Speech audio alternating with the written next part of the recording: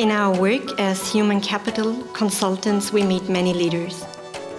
And some of them impress us by the way they tackle the challenges in their organizations. They inspire us by the way they lead their teams. And finally, in our collaboration, they make even us better at work. These are the leaders we're inviting for a conversation around future of work and leadership.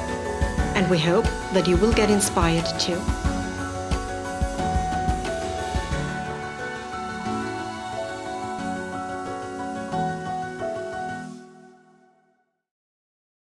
Hello, welcome to our Deloitte Leaders Talk today. My name is Anna Hunsdorfer from the Deloitte Human Capital Consulting team. And together here with me is Monika Haselbacher from Frequentis. Hello. So hello, Monika. It's great that you are here today. It's such a pleasure. I'm pretty much aware of your tight schedule and very much looking forward to our conversation. I think the topics we are going to cover today are probably organizational culture, leadership, and for sure, kind of female careers in tech companies. I have to ask you about that. Thank you very much for the invitation. I'm happy to be here and looking forward to your questions. Great. I have so many. Well, but first of all, let me introduce you to our audience. So you are COO at Frequentis, which means Chief Operations Officer.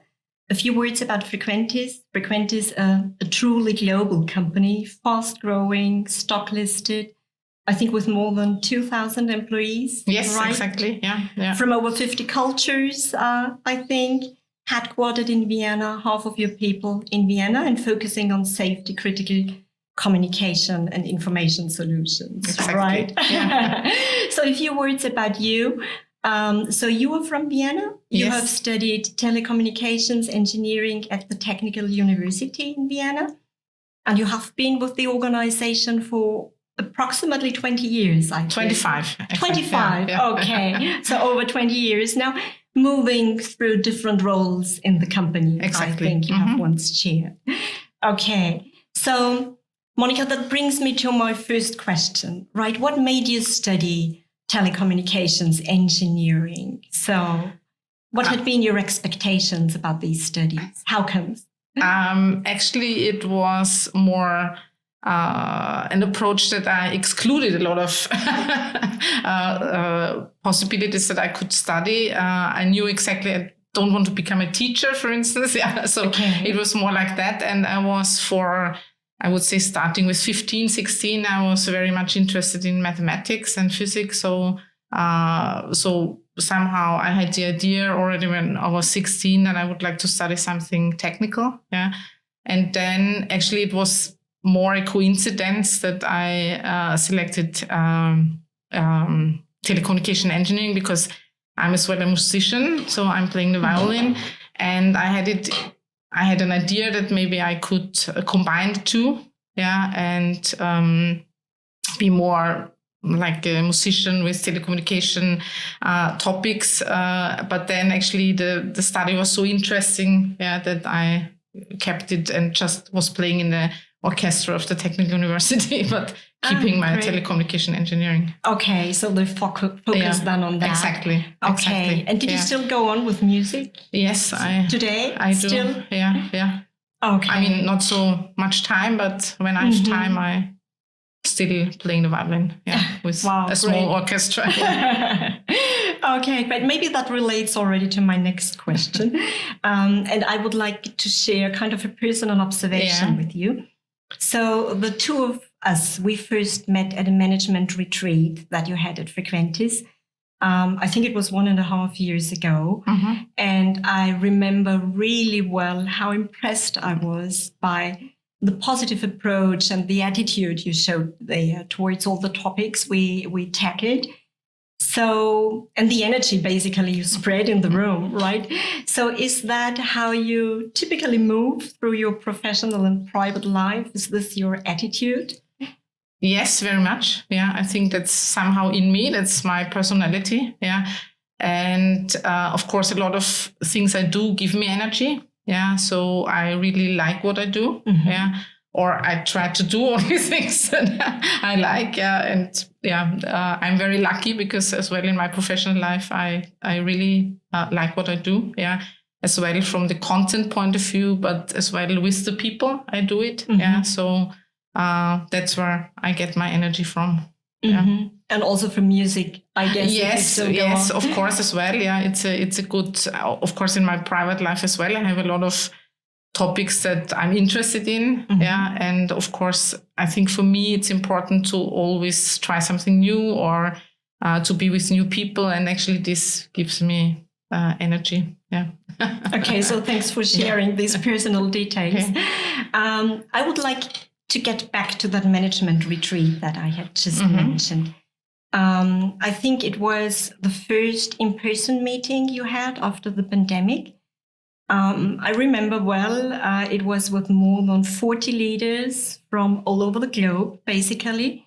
And you invested more than 2 days only in the topic of organizational culture. And I remember how impressed I was by that fact, right? Of course, linking it to your vision and your strategy, but really with a focus on that culture topics. So what makes organizational culture so important at Frequentis? I think I think it's generally very important, but as well in this point of time, it was so important because there were so many changes. Yeah. Mm-hmm. So we are stock listed now. Yeah. That was as well maybe 2.5 years. At this time, it was 2.5 years ago. We had a massive growth. Yeah, as well. Internationally, yeah. So there were a lot of new people coming in, yeah, and of course as well with the pandemic, yeah. So we had to face a lot of challenges and changes, yeah. And I think it was a very important point in time to actually check, is our culture that actually was growing in many years, yeah. Is this still valid? Yeah. Mm-hmm. Is there still? I mean, we have this family-based background, yeah, from family Badach, and it was really important to actually analyze and check as well with our leadership team. Is it still the same culture? Do we have to adapt? Yeah, or where do we have to adapt? What does it mean when we are globally acting? Yeah, and I think because of course. I think there are many aspects in the culture. Yeah, of course, if you're working globally, I guess you know that anyway. Yeah, there is very specific cultures. Yeah, in the countries. Yeah, but as well, if you buy companies, they have very specific culture. Mm-hmm. Yeah, and so it was really important to find a baseline. Yeah, so actually, where is the baseline for what's really our core values? Yeah, and yeah, I think this is what's really important. Yeah, mm-hmm. If you want to grow, is that you don't lose your culture. Mm-hmm. Mm-hmm. Okay, I understand. So when we started to do some work for you on these culture aspects, we noticed that the culture at Frequentis is really very special, right? We have the impression that it is super supportive, caring, empowering people. And what we noticed that obviously this is really toned from the top, right? It is. Yeah. It is definitely. Okay. And so you just mentioned that you are a fast-growing organization. How do you manage to keep that cultural aspects, the most important one, alive within your top leadership team when growing that much? Okay, my experience is it's really important to talk about it. Mm-hmm. Yeah, to always not take it for granted. Yeah, that everybody has the same view on this aspect. Yeah, so I think that's one important aspect, and of course to live it. Yeah, so if you want to have an open culture but you don't talk about difficult topics, then okay, it will not really live. Yeah, mm-hmm. So I think these are the two important aspects. Yeah, that you talk about it and really make it aware that these are important values, and then of course be as well a role model to actually act accordingly. Mm-hmm. What would you say personally, what are the most important aspects for you relating to organizational culture? I think it's, as you already mentioned, I think this supportive idea, to support people. I think that's, very important for me personally, and as well this openness, and this to be able to talk as well about difficult problems, I mean, we are in a matrix organization, so somehow conflicts are naturally, so not to somehow hide them somewhere, but really bring them to the surface. I think that's very important, because they will bother us if they are on the surface or not. So better talk about it and try to solve it. So I think these are, for me personally, the very important aspects. So what we also noticed when we started to do some work at Frequentis is that you have really high expectations towards your leaders. For example, relating to how transparent your leaders are, taking accountability. What would be the aspect that is very important for you? What does good leadership mean to you? Good leadership for me means the same as I said before about the culture, to be very supportive, for your people, and the second thing that's really important for me to see the potential, in the people you're responsible for, and to develop them in their strengths, and not look too much on the weaknesses, and because my experience is that if you concentrate on weak points, then they become more and more important, and I think this is generally something that's maybe in my personality, that I like to look at the bright side of things, and I think that's important. And as I said before, the openness, to share actually good things, but as well the challenges we face. I think that's really important because it gives the people a sense of belonging, I think, and a sense of responsibility. And of course, what's as well very important, to be transparent, more or less in several aspects, to give open feedback, for instance. I think that's really important, but as well to be very transparent on the expectations we have on our people. Okay, thank you. So I think focusing on these positive aspects more than on the weaknesses or development areas, as we often call them, makes it also easier for people to deal with their failures and to be open and to support that open failure culture that is so important, especially in that safety critical field, I assume. Right? Okay. Maybe another question on leadership, right? So we all have been facing quite difficult times during the last years, and we do see different drivers for kind of influencing how we work, where we work, and also on leadership, maybe. So sustainability, diversity, digitalization. Do you think that what good leadership means has changed during the last years? No, I don't think so. Okay. I don't think so that it changed. I think maybe some aspects got more, more importance, maybe. But in general, what I say, these topics that are important for me, I think they are independent from actually these changes. I think they are base values. That are maybe can be acted on different tools. Like when you look at remote work or something like that. But I think still the topics are important. I mean, maybe the transportation layer is different. Okay, I see. And the topics that you addressed, like diversity, I think, of course, this is an important topic generally for an organization. In a lot of aspects, could be gender, could be age, could be whatever nationalities. But it doesn't change these base values, I think, of leadership. Maybe a little sidestep, as you mentioned, the diversity aspect. So I think we are also facing quite challenging labor markets currently, right? And it's difficult to find tech talents, especially. We know, I think, that more than half of the open positions cannot be filled currently within the organizations. So I think a focus on female talents might be one of the options, for example.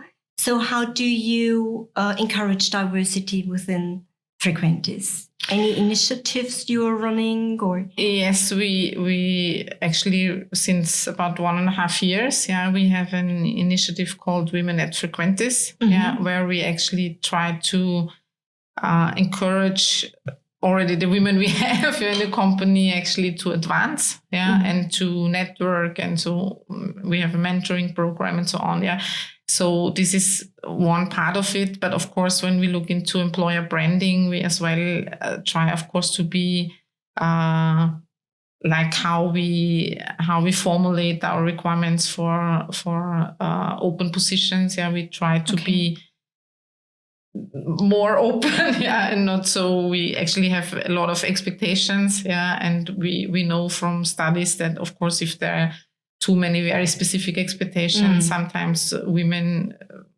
don't feel they can apply, so we try to change that, and but I see, as I said before, I see diversity in many aspects, and when you already mentioned it, we have around 50 different nationalities in our group, so I think in this respect we are quite advanced, so I think we have a good level of diversity, but of course what I think 2 aspects we can improve, that's of course gender diversity and as well age diversity, so I think these are 2 aspects, and they are maybe a little bit interlinked as well, because younger generations as well expect a more diverse culture as well from the gender aspect. So somehow for me they are linked, these 2 aspects. Exactly, that's what we see when we talk to young talents, right?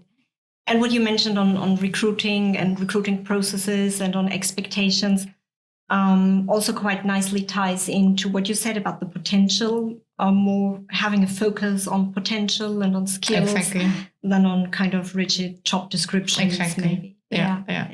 Okay, good. Maybe back to leadership. I would like to ask you about leadership challenges. What do you think are the most important challenges for your leaders currently, or what are your personal leadership challenges that you are facing? What keeps you awake at night? Hopefully not nothing. Okay. I think there are several challenges. Of course, there is a lot of pressure, because of course there are so many topics as well from outside, but as well from inside. So of course, since we are stock listed, the numbers get more and more important, of course. So this is some kind of new pressure for people. And of course to find a good balance between between the expectation we have and on the support we give. I think that has to be a good balance, and that I think gets more and more challenging. And of course this international working, it's not so easy. Because of the culture, partly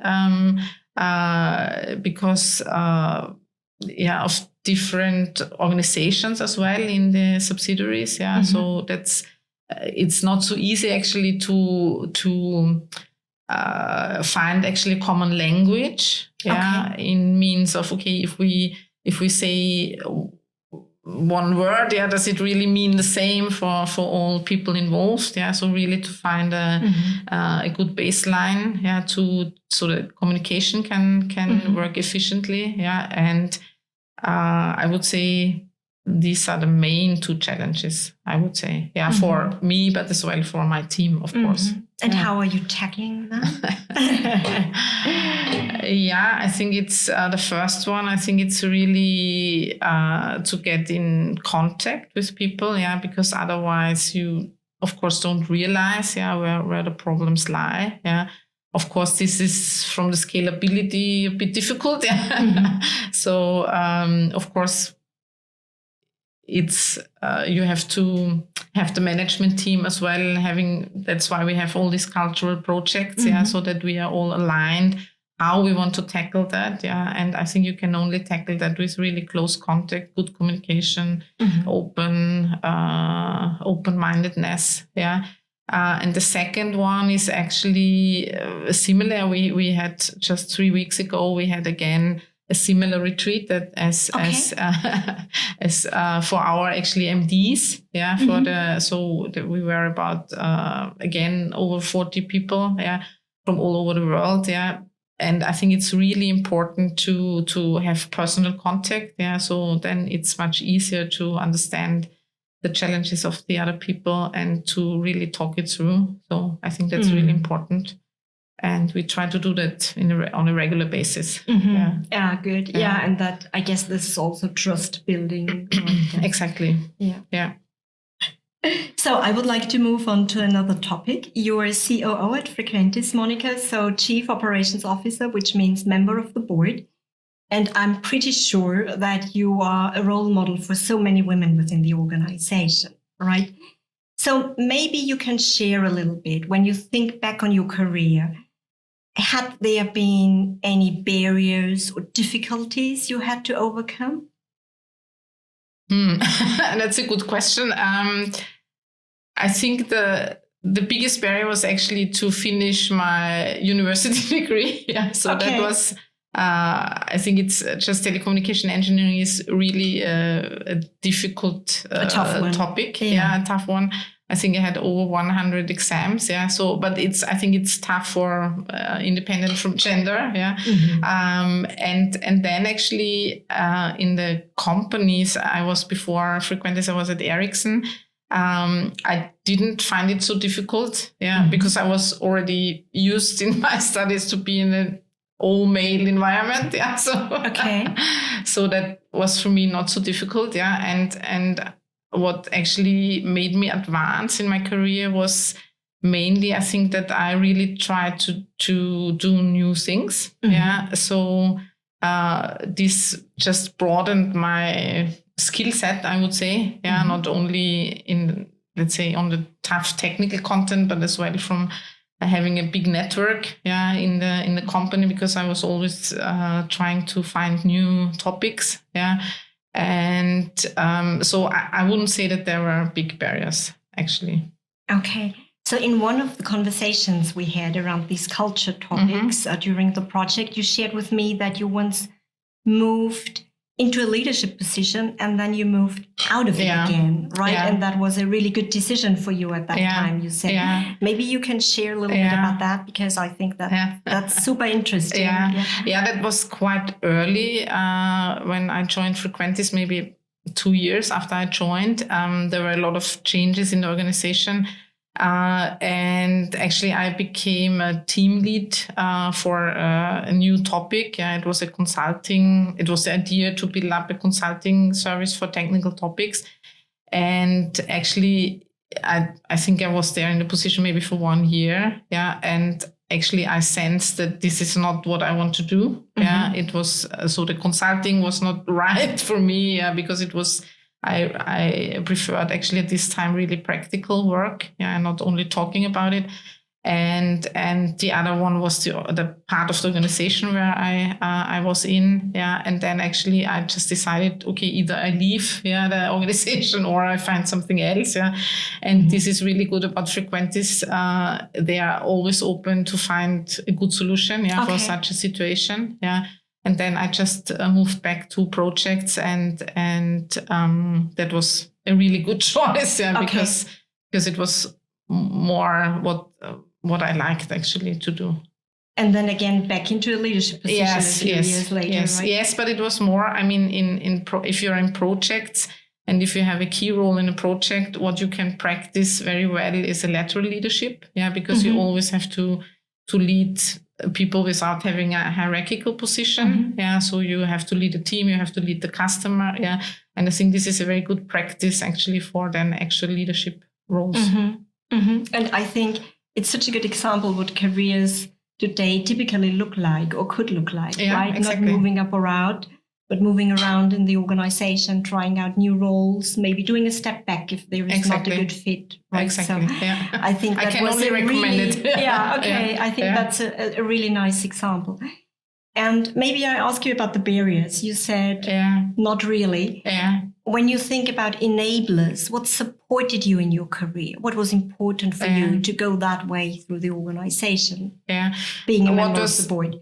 What was really important for me that I always had people that gave me these challenging jobs. Yeah. So they somehow trusted in me that I can master that. Yeah. That challenge. Yeah. So that was important.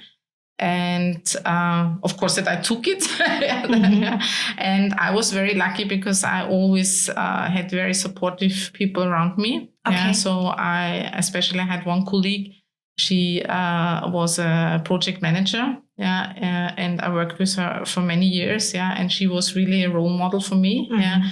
And she was as well a very open-minded, open-spoken person. Yeah, and so I think I learned a lot from her. Yeah, she was a mentor for me without actually a designated one. Exactly. Okay, I see. Yeah. But that means mentorship or female role models, testimonials. Yeah, exactly. That would be a good idea. Yes, in organizations definitely. to promote. Yeah, and I think that's what I try to as well give to my younger colleagues. Yeah, to actually support them if they need maybe a little push in in a certain direction. Yeah, then I try to provide that.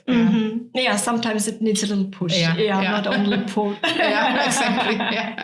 Yeah. I can imagine. So one personal question from my side. I have a 16-year-old daughter, right? And she's at a technical school. She's super interested in architecture, and she really seems to be at the right place. So would you have any advice for a 16-year-old girl interested in technical aspects and topics? Yeah, I think if you have found what you're interested in, I really trust that she will find her place. Yeah. And really, I think what is important that if it doesn't feel right, then it is not right. Yeah. Then I think you have to go on looking. Yeah. Because I think like it was with me with my first job, I didn't really like it. Yeah. I didn't feel good. Yeah. But I was like, okay, maybe that's what work is about. And then I think you shouldn't do that. Yeah. I think if you don't feel well and if it doesn't fit, then try to find something else. Yeah. Okay. Thank you for that. And any additional advice maybe for young women heading for a leadership position with leadership and career aspirations? What would you recommend to them? I think what's good is really to take challenges and try to master them. Yeah, I think that's what makes you grow. I think in your skill set, and in your personality as well. Yeah, and really you have to show persistence. I think. Okay. Yeah. So sometimes it's not after 1 month that it gets easier. Yeah. Sometimes it maybe needs a year. Yeah. But as I said before, if you like what you do, then it's easier to show this persistence. Yeah. And it just feels good if you master a challenge. Yeah. And I think this is what as well is noticed by your managers then normally. Yeah. Okay. Thank you very much for that. So I could go on for hours with my questions on leadership, female careers, and diversity, but I'm aware of our timing, and I think we have to kind of come to the end of our conversation. Okay. And I would like to close it with a little word wrap. I have prepared a few sentences, and I will get started with the sentence and would like to ask you to complete it, if that's okay for you. Yeah, of course. Good. So the first one is, the best way to boost my energy after a stressful day is? To go with my daughter to see her horse. That sounds great. By the way, how old is your daughter? 14. Okay. A person I admire and would love to have coffee with is? Fiverr MC. Sorry. Fiverr MC is a German rap artist. Okay. I really like her. I because you ask what boosts my energy after a stressful day. I often listen to her music. Okay. In the beginning of the day. Should I know her? No, having but a 16-year-old at I home. can send you a link to her. Yeah, maybe you could share the link and we'll post it. Yeah, I really like. And actually, thinking about it, maybe she would drink a coffee with me. Okay. Yeah. I think she's often in Vienna because she's a German rap artist, but I think she works sometimes in Vienna. Okay. So maybe. Good. I will share that with my daughter and check in with her on that. So another sentence. If I could go back in time, I would do what I would do in a different way is nothing. Nothing. I'm happy with where I am now. And I don't know, if I did something different, maybe I would end somewhere else. So okay, I'm happy with where I am. Yeah, that sounds great. And the last sentence: the best advice I have ever received in my life is. That's a difficult one. It's maybe not an advice, but it was. I actually like Japan a lot, and I was in Japan many years ago. And there in a book, actually, and then I bought the book, I found a sentence that really somehow resonates with me. Yeah. It's about, if you do it, you can. If you don't, you can't. Okay. So then you just leave it and move on to another topic. Yeah. Okay. Thank you very much for sharing that one. Thank you. I will remember that. I will reflect on that one today in the evening, I think. But before I really close our conversation, Monika, I have to share with you what I did not share so far. I think that we once had a conversation on leadership. It was my colleague Julian and I. We discussed leadership issues and topics and aspirations with you. And after our conversation, the both of us said, what a pity, right? That it was just the two of us who could hear your thoughts, right? And actually it was you who inspired us to go with that format, Deloitte Leaders Talk. So thank you very much for inspiring us and thank you for the conversation we had today. Thank you very much. It was amazing. Thank you. Thank you.